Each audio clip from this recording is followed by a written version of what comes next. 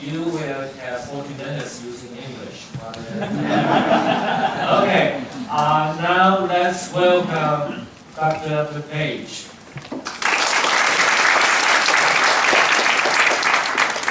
Good morning, everybody. Good morning. Wow, I have to thank you all for coming. You guys have done an outstanding job, especially in the face of the impending weather. A lot of people would have stayed at home. I also want to wait up. You and your team, thank you so much. You've done an outstanding job. And, you've got my gratitude from everybody from SWS and International. Thank you so much. I'm also going to shamelessly plug SWS right now. We have our booth, which was back in the corner there, is out in front of me. Please go up, ask some questions. There are 5 of us here from SWS. If you have questions, by all means, ask us. And we encourage you to join. I believe it's only $25 to become a member of the society. There are a lot of benefits, so take advantage of it. All right, the next 40 minutes, about Mandarin. I will be talking to you about sort of my voyage. I left academia about 15, 20 years ago from being a professor to working in industry. And after about a week in industry, I realized, wow, I really don't really do a good job of being able to communicate scientific concepts, at least to the general public. And as a consultant, you need to do that. It's part of your job. You need to be able to communicate ideas effectively to the community, to regulators. And that took a lot of extra effort to learn how to do that effectively. People basically, as soon as they start hearing numbers and formulas, their brains shut down. They don't want to hear it because they don't understand it. When I got into industry a little more, as part of the utility world, making power, electricity, and selling that to the public, my role as a scientist in the company was to clean up contamination. And on the East Coast in Philadelphia, the culture is very different from what you see in California. When I got to California, I had to relearn everything again because the culture in California is very different from the East Coast. The people in California are much more engaged, they have much better questions, and the questions they ask are much harder to answer. You cannot tell them to go away. That's just sort of inside a fist fight. So what I'm going to do now is sort of get into a little more of the weeds in terms of stakeholder engagement, because for me, I had to take it apart. I had to deconstruct what was going on, understand the people, the cultures, and put that back together again. So this is going to be more of a journey into the human psyche and how people think and act. Well, who are stakeholders? What are they? They're all of us. Everybody in this room is a stakeholder. It doesn't matter whether it is on a wetland project. The last thing you want to see is a bulldozer outside of your front door of your house deciding that they're going to build a 24-hour mall. You might have something to say about that. And it's important. So think of this as, this is not unique to wetlands. This is everything. This is everyday life. Why do we want to engage stakeholders? And are they all the same? Well, stakeholders have evolved over time like we have evolved. People have become much more engaged. They've become much more informed about issues. The stakeholders from the 60s and the 70s are a lot different than they are today. So we cannot import. We have to continuously evolve how we interact with stakeholders because they're evolving as well. More importantly, as I said, we are all stakeholders. We all have a right into what's going on, what's being made, what decisions are being made. If it's in our community, we want to make sure that from the standpoint of human nature, how is this going to impact me? How is this going to impact my life, my family, my community? Those are very, very important questions that one needs to consider when you're working with, when you're in that arena working with individuals and other communities. The public's contribution will influence the decisions that you make. Gil's pointed out really, really nicely that there's some feedback you get into. Sometimes you get into people looking at a problem very differently. As scientists, we're trained to look at it as geologists, engineers. The general public, what I like to call the left side of the brain thinkers, often bring new ideas and a new way of looking at a problem that we don't think about. So it often challenges conventional thinking, which is good, because we cannot dig ourselves into a box and try and force what we think, scientifically the facts are the facts are the facts, but there's other extenuating circumstances that we have to take into account. How and when do we engage? As soon as possible. I've seen a lot of models where something is developed, we come up to a conceptual plan, we might get up to a 60 or 90% design, and then we roll it out to the public. And we always go, well, that didn't go so well. What I've learned is that you want to take the stakeholders, they should be the first step. Bring them in right at the front end of the project, because, yeah, it's going to take a little longer. It's going to maybe be a little more expensive, but again, it's going to pay off. Public participation is the key. Do your homework early. There was a young lady asked a really good question on who has, typically the people that are usually pushing back the hardest are the ones that don't understand the issues or maybe have the most to lose. But what you want to do is get those people engaged early.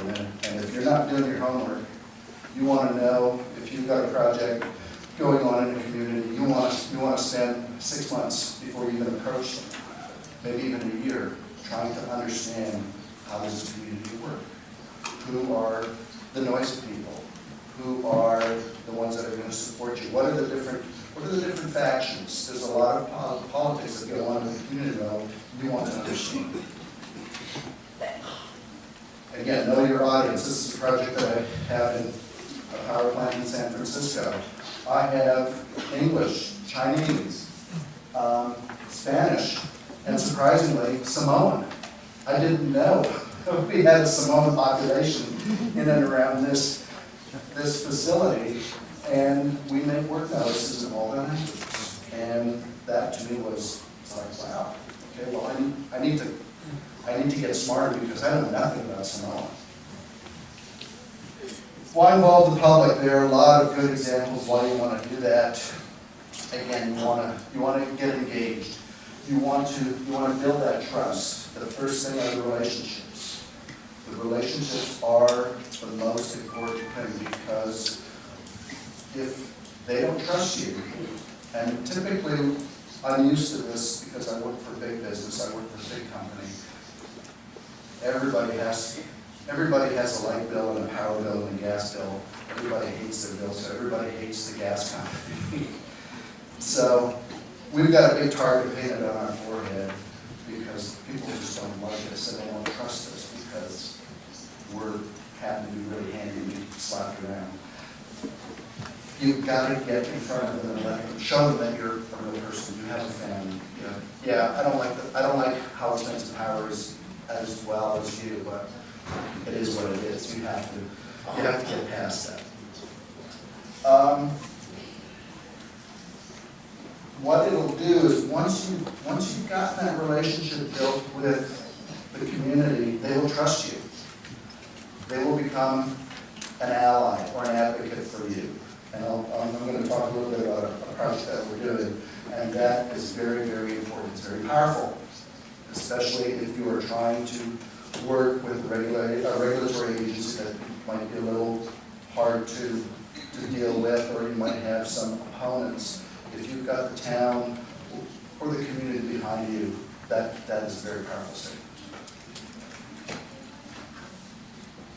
Lots of sort of key points or things to remember. Engage early and don't do it once.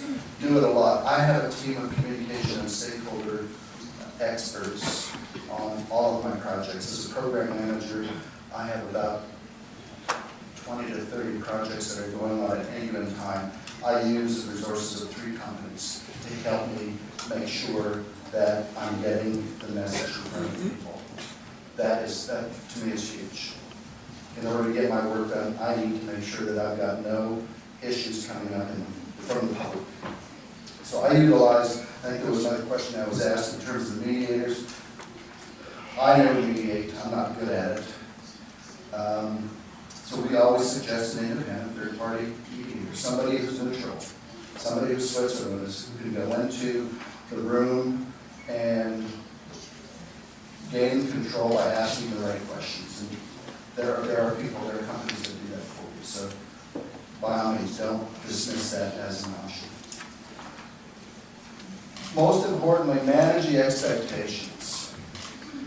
When I deal with the community, I tell them, this is what I can do, and this is what I can't do.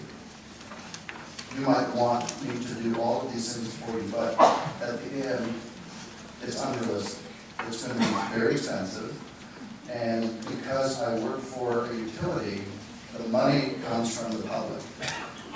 So if you want me to build you something really, really fancy, everybody's electric rates are going to go up, and I can't do that because I'm a ratepayer as well, and I've got a responsibility to the entirety of the people that use that basically use my power. I have to be able to stand in front of the judge and say, yes, that was a reasonable use of resources to fix this or create this.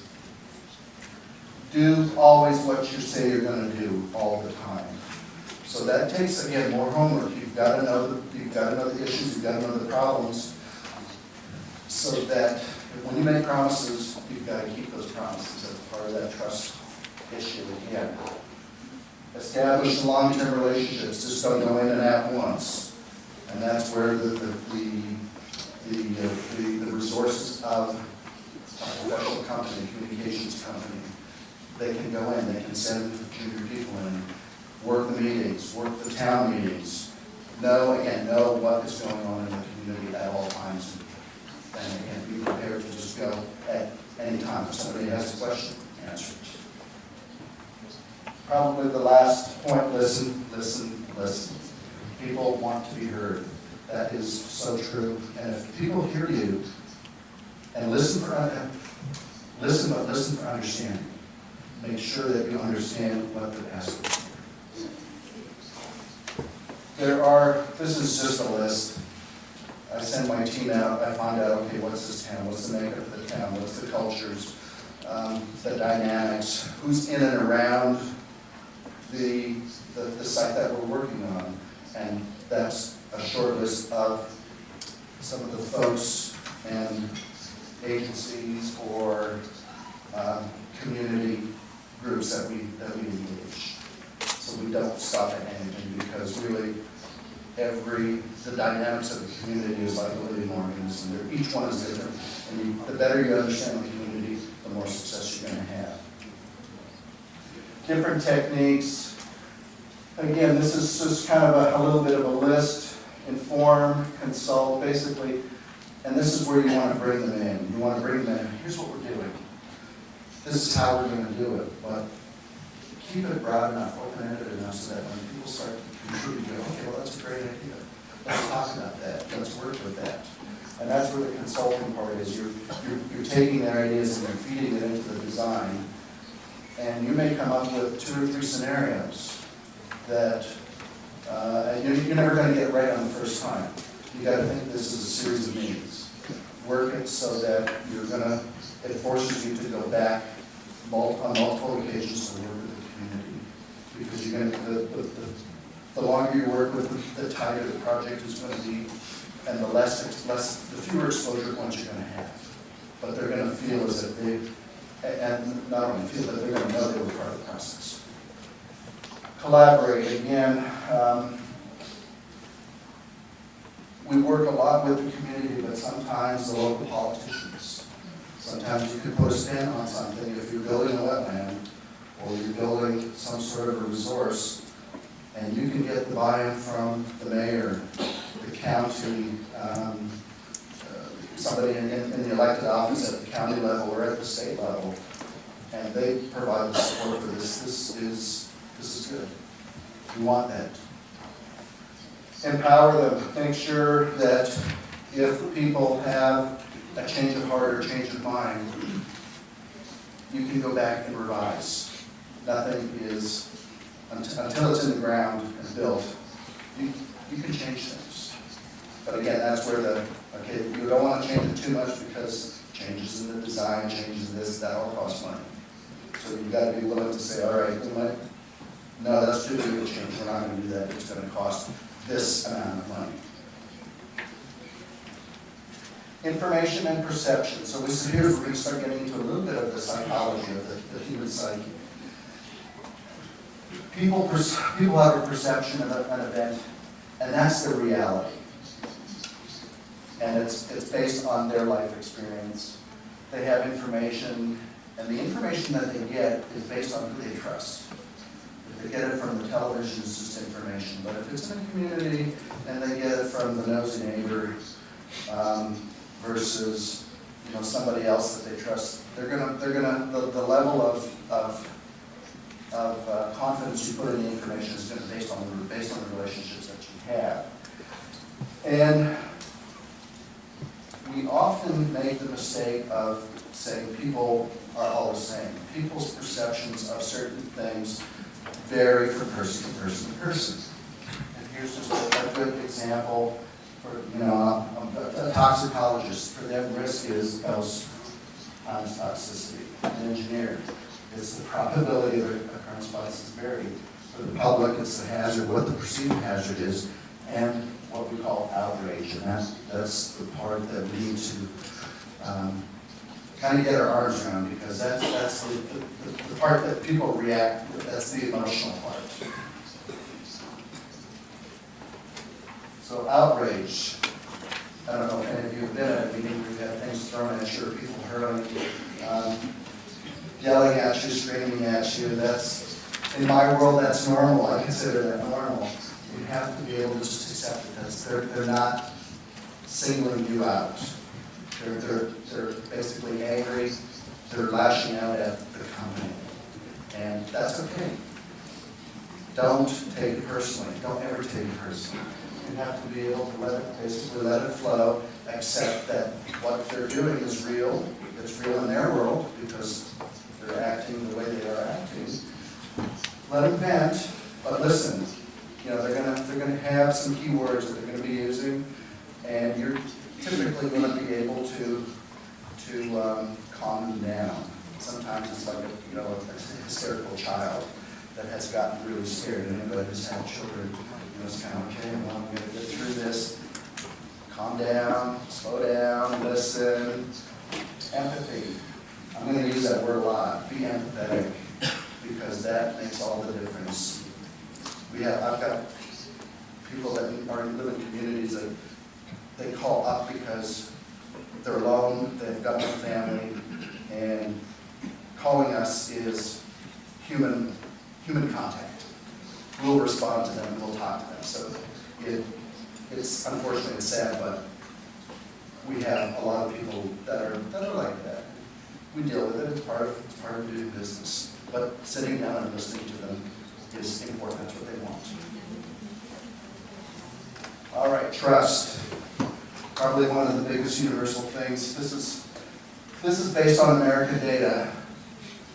The public's perception of trust.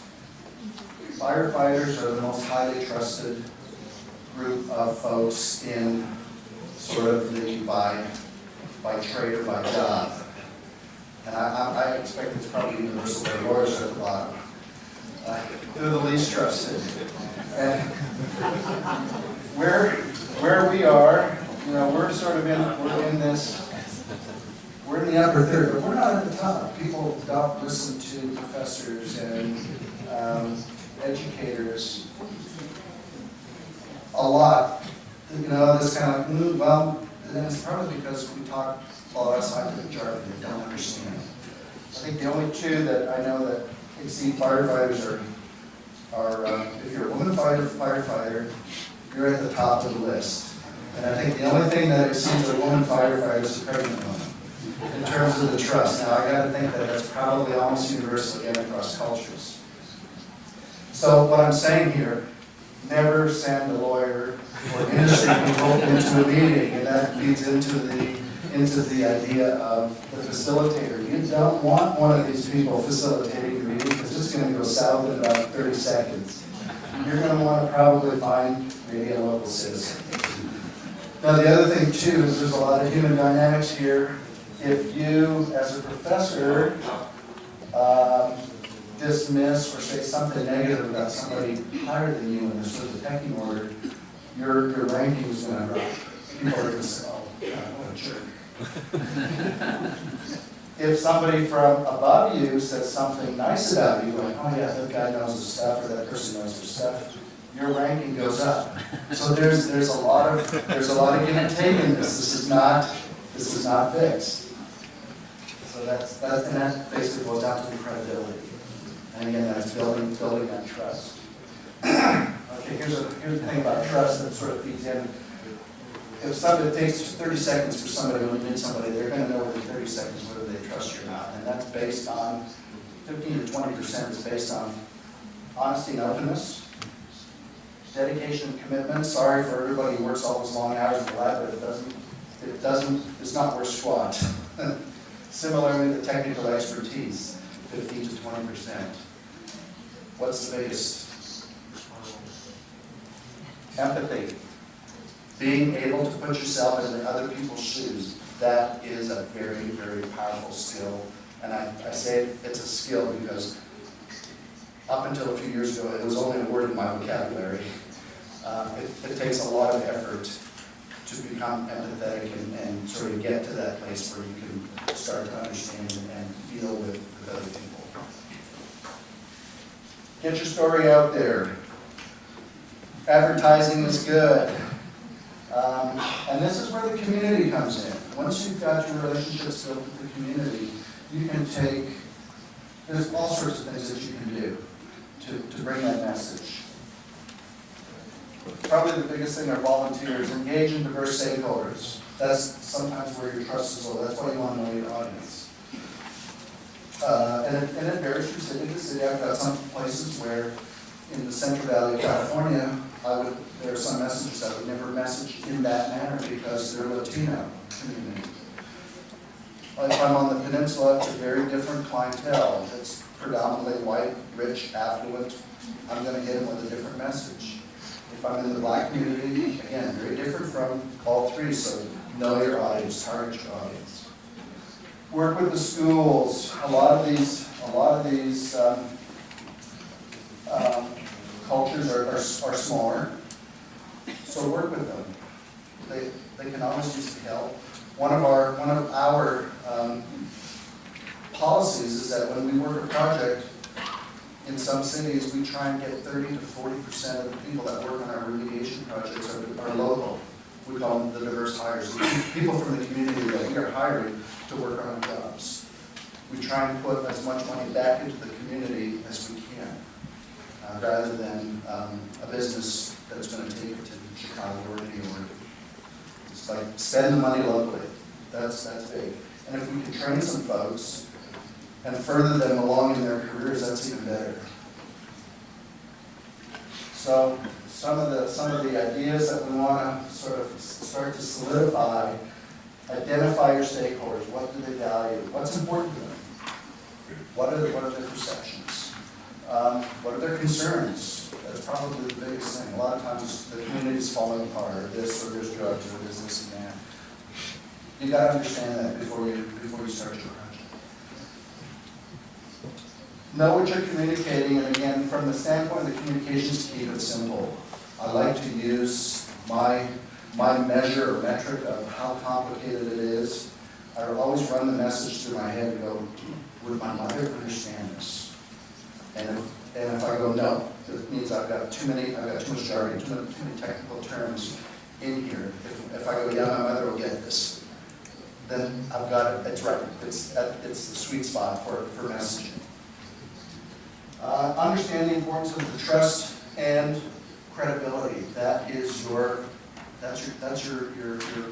money. If you don't have trust or credibility, you are never going to get out of the gate on any type of a project. Practice delivery, dress appropriately, get feedback, practice, talk to people. When it comes to the time, you'll get it. You'll be able to work a group, work an audience, to be comfortable. All right, so here's a project that I've been working on. This is Northern California.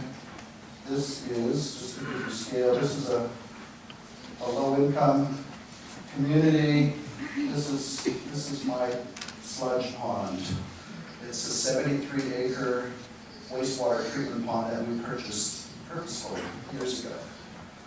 Only because there's a power plant here, we were planning to do an expansion of the power plant. So I've got this nasty, nasty sludge pond that's got 300,000 tons of waste in it. When you do the math, this means hundreds and hundreds of trucks every day coming out of here, hauling stinky waste from one facility from one hole to another, and it's all going through this town. So I'm disrupting the town. I said, I'm not doing that to the town. Not going to happen. Cleaning is, I can dig it out, but it's probably going to be a $200 to $300 million project to do that. So financially, it's a bad use of funds to do that. Enter wetlands. We found plants that were starting to grow and encroach into here, and over time, we started to think, hey, maybe plants could clean this stuff up, because it's the contaminants that are in there. This is basically, well, oil-based products. So we did salinity is probably our biggest offender. So we did some test plots, and clearly we've got some of the salicornias that are the halophytes that are able to grow here to do just well. This is kind of pure product. It's just carbon, but it smells like oil.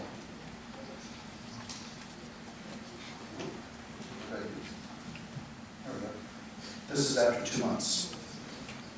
The plants grow really, really nicely, and they break down hydrocarbons really, really nicely.